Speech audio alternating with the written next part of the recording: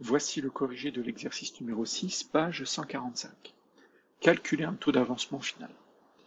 On a un volume VA est égal à 1,00 ml d'acide éthanoïque pur. Attention, le pur est très important. Ça veut dire que ici, on ne va pas parler de concentration avec N est égal à C fois V. C'est que on va passer directement par la densité, la masse volumique, etc. Ce sont des petits mots qu'il faut repérer systématiquement dans les énoncés pour savoir vers quel type de calcul on va faire. Donc, on a donc de l'acide éthanoïque pur qui est versé dans une fiole jaugée et on fait une fiole jaugée de volume de 500 ml. On ajuste au trait de jauge, c'est-à-dire que là, on fabrique la solution. Le pH de la solution est égal à 3,1. L'acide éthanoïque réagit avec l'eau suivant la réaction d'équation suivante. Acide éthanoïque plus de l'eau donne ion éthanoate plus des ions H3+. Et on a une réaction qui semble apparemment équilibrée ou non totale vu qu'on a la double flèche. On me demande de calculer l'avancement maximal de la réaction. Donc le calcul de Xmax, ici, on va prendre la valeur la plus faible parmi la quantité de matière initiale de l'acide éthanoïque divisé par son nombre stoichiométrique qui est 1 et la quantité de matière initiale d'eau, qui est le deuxième réactif, divisé par son coefficient stoichiométrique, c'est 1. Donc, même si on a ici, au départ, l'acide éthanoïque pur, on crée une solution. On voit bien que l'eau, on aura 499 ml d'eau pour 1 ml d'acide éthanoïque. L'eau sera bien le solvant, sera bien en large excès. Du coup, on va considérer que ici, l'eau est en large excès, c'est le solvant. Donc l'acide éthanoïque est donc le réactif limitant. Et donc Xmax sera égal à la quantité de matière initiale d'acide éthanoïque divisé par 1, divisé par son coefficient stoichiométrique. Donc, il va falloir que je calcule la quantité de matière initiale d'acide éthanoïque. Et c'est là où je vais utiliser les informations qui me sont données. Donc, je connais le volume d'acide éthanoïque pur versé, je connais la masse molaire d'acide éthanoïque et je connais la densité de l'acide éthanoïque. À partir de ça, il va me falloir la quantité de matière d'acide éthanoïque. Donc, calcul de la quantité de matière, je vais devoir utiliser ces trois formules.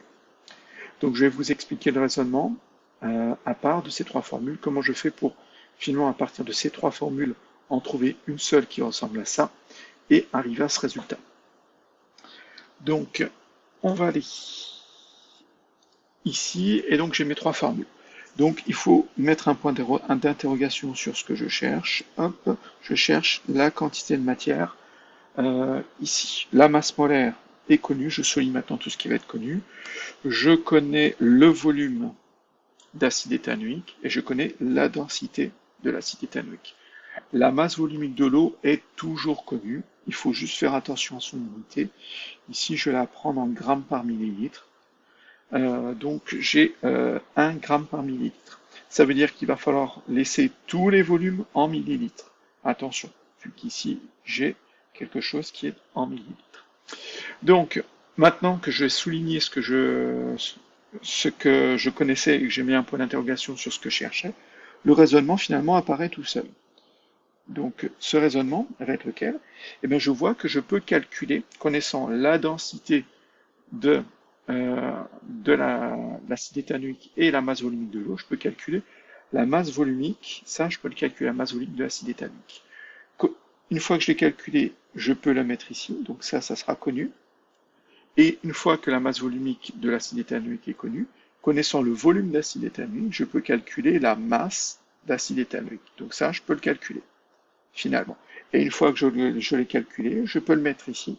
Et je pourrais calculer, connaissant la masse d'acide éthanoïque, sa masse volumique, sa masse molaire, je peux calculer la quantité de matière. Donc, en une formule, ça donne quoi? Je sais que la quantité de matière, c'est la masse divisée par la masse molaire, mais je vais remplacer la masse par la masse volumique fois le volume. C'est donc la masse volumique fois le volume divisé par la masse molaire. Et je vais remplacer la masse volumique par la densité fois la masse volumique de l'eau. Donc ça fait densité fois masse volumique de l'eau fois le volume divisé par la masse molaire. Et voilà comment, en une formule, je retombe sur mes pieds. Donc on va repartir sur le diaporama.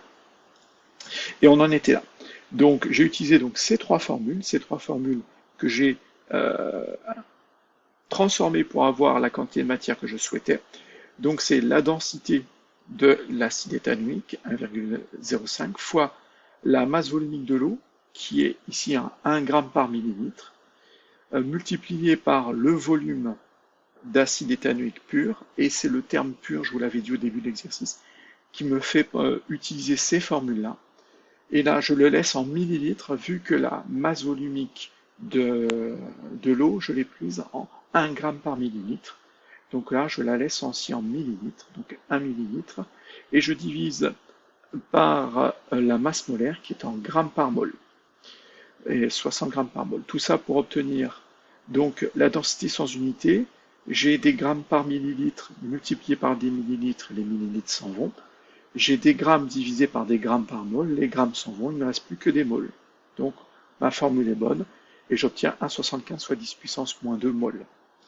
Donc j'ai la quantité de matière initiale de CH3COOH, c'est-à-dire d'acide éthanoïque, donc je connais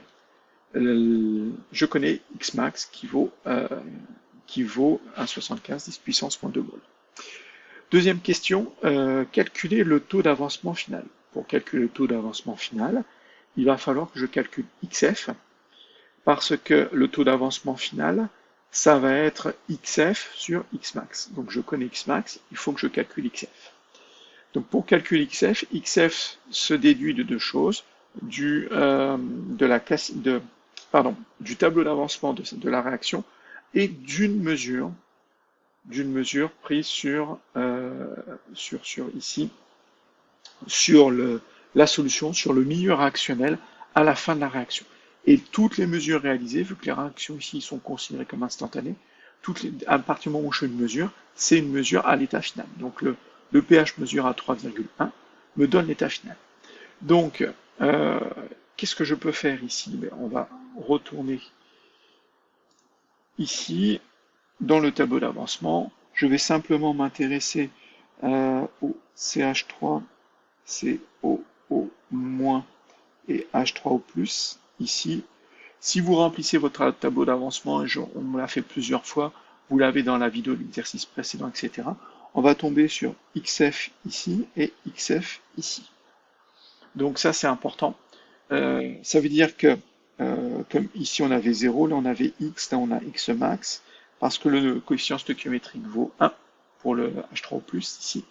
Donc là, j'ai XF. Ça veut dire que dans cette case, qui vaut XF, c'est la quantité de matière d'adhésion H3O+, à l'état final.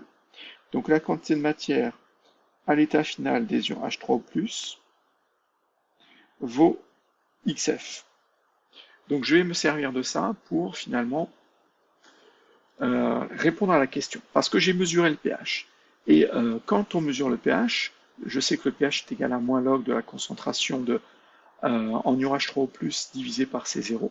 Donc il y a un lien avec la quantité de matière. En tout cas, il y a H3O+ qui apparaît. Donc je vais faire apparaître ici XF assez facilement. Parce que je sais que la concentration en ion H3O+, c'est la quantité de matière d'H3O+, finale, divisée par le volume. Et bien, vu que la quantité de matière d'H3O+, à l'état final, c'est XF, je vais remplacer donc, je vais faire apparaître XF.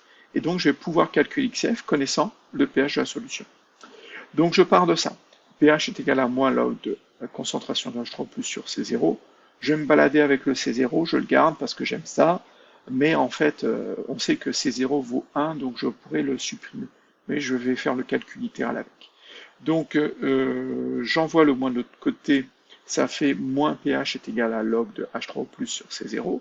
Ensuite, l'opération opposée au log, c'est 10 puissance. Donc, je le passe de l'autre côté. Hop, je suis allé trop vite. Donc, ça fait 10 puissance moins pH est égal à la concentration de H3O+ sur C0. Je passe le C0 de l'autre côté, ça fait C0 fois 10 puissance moins pH est égal à la concentration de H3O+. Si ça allait trop vite, retournez voir les exercices où il y a une transformation un peu plus lente de cette formule, comment je passe de log à 10 puissance Il y a des vidéos concernant ça dans le chapitre sur la mesure du pH, et donc n'hésitez pas à retourner voir si il y a un problème ici.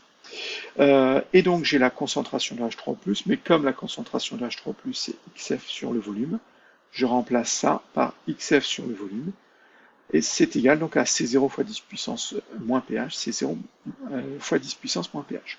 Je passe le volume de l'autre côté, et j'ai donc XF qui est égal à le volume de la solution fois C0 fois 10 puissance moins pH.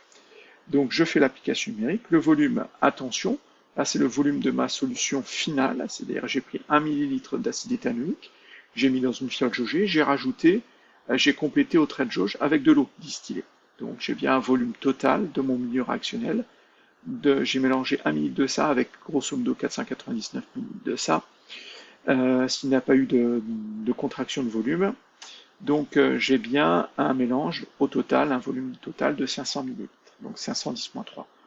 Fois 1, c'est 0 vaut 1, fois 10 puissance moins pH, 10 puissance moins 3,1. Et j'obtiens 3,97 fois 10 puissance moins 4 mol. J'ai Xmax 1,75-10-2, XF 3,97-10-4. Je vais pouvoir calculer le taux d'avancement, qui est XF sur Xmax, et j'obtiens 0,02. Je vous rappelle que le taux d'avancement, ce sont des moles divisés par des moles, il n'y a plus d'unité. C'est juste une comparaison. Je vais conclure maintenant quant au caractère total ou non total de la transformation. La transformation n'est pas totale car le taux d'avancement est inférieur strictement à 1. Voilà.